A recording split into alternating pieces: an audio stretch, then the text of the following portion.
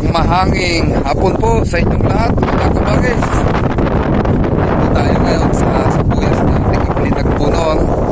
Kung natatandaan po ninyo, mga kabagis, sa lahat po ng nakasubaybay sa ating channel, ito po yung ipinatanim noong 12 ng Disyembre, mga kabagis. Ito po yung plat na naulanan.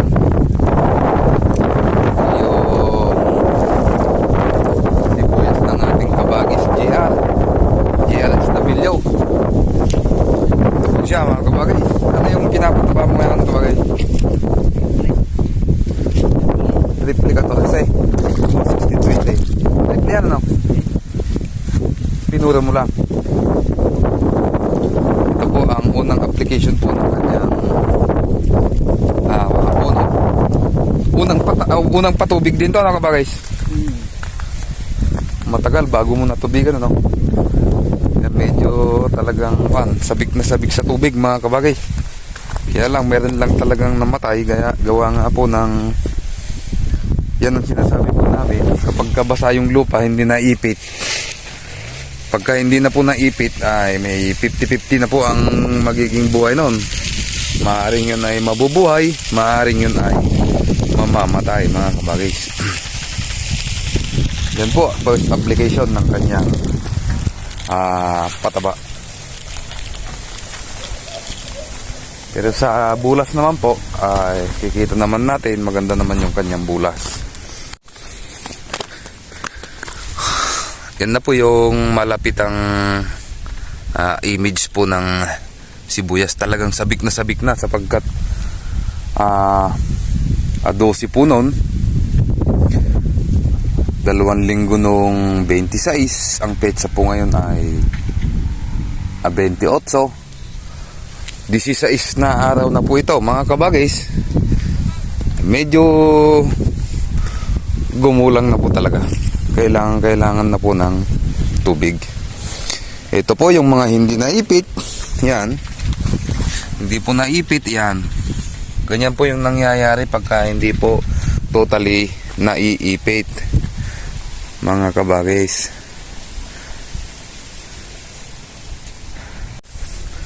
Ganyan na po yung application niya. Yan yung mga pataba, mga kabagis. Replicator kasi. Ang paggamit po ng pataba, mga kabagis, depende po sa ating gusto. Yung iba ginagamitan po nila ng Yara Nitrabor. Yung iba naman gumagamit ng sulfate, marka Bulaklak. Yung iba naman 16-20. Iba naman ang gusto ng nakabagis natin. Ang gamit naman niya ngayon ay Replicator C. Kasi nga po pare-parehas lang naman patabayan. Ang pinagkaiba lang yung brand, yung pangalan. Mas mainam po kasi ngayon yung ganyan mga pataba ngayong panahon na ganito, kapag malamig ang panahon. Ano ka ba, guys? Kasi kapag ka nag-nitrogen tayo kaagad, kapag ka nasundan yan ng ulan, gaya niyan, malakas ang amihan ngayon. Pagtigil ng amihan na yan, sigurado may dalang ulan yan, mga kabagis. Ito siguro magpapatubig mamaya. Ito po yung isa sa mga naunang tanim na sibuyas po dito. Kay Erwin Sagabain, kay Uncle Elmer pasama niya. Ayan po, may mga laman na. Malapit na pong mag-ani ito. Siguro po ay magpapatubig din ito mamaya. Gawa nga ng lanta na sa matinding hangin. Madaling matuyo. Ayan, nagbabali na nga yung leg. Ayan, mga kabagis, bali na yung leg. Wala pa siyang masyadong laman. Ganyan po ang anong binhi ba to? Red Dragon, ano? Basta't natuyot kapag ka nagpapalaman, sigurado, mga kabagis. Tinitiyak po namin kapag ka natuyot. Tuyong-tuyo kasi, mga kabagis. Ito. Bali ang leg. Yan. Nagbabali po yung leg. Ayan. Oh, hindi pa nakalaki yung laman. Bali na po yung leg. Ganyan po dito pagka natutuyuan kami. Maski isang lugar po pagka natuyo ang sibuyas po natin. mainit na, mahangin pa, dagdag pwersa po yun para yung baliin ng hangin yung leeg ng ating sibuyas nang wala sa panahon. At kapag ka nagbali ang leeg ng sibuyas, konti na lang ang ilalaki ng size ng sibuyas, mga kabagis. Hindi na niya masyadong maibababa yung kanyang paglalaman kasi nga nakatumba na. Ito, maganda yung sibuyas ng ating kabagis.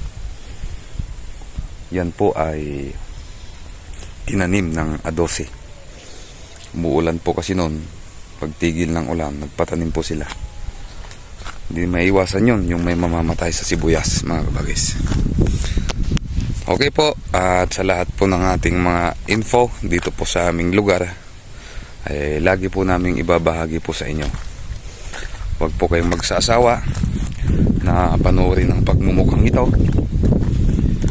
At sa aming channel ay nais po naming laging kami nakapagbibigay ng magagandang impormasyon para po sa ating paggugulayan, para sa ating pagsisibuyas, at kung ano man ang ating mga pananim gaya ng sili, gaya po ng mga kamatis. Magandang araw sa inyong lahat, at sana po ay magdiwang tayo ng masayang bagong taon. Nitong 2022, papasok na po ang 2023, mga kabagis.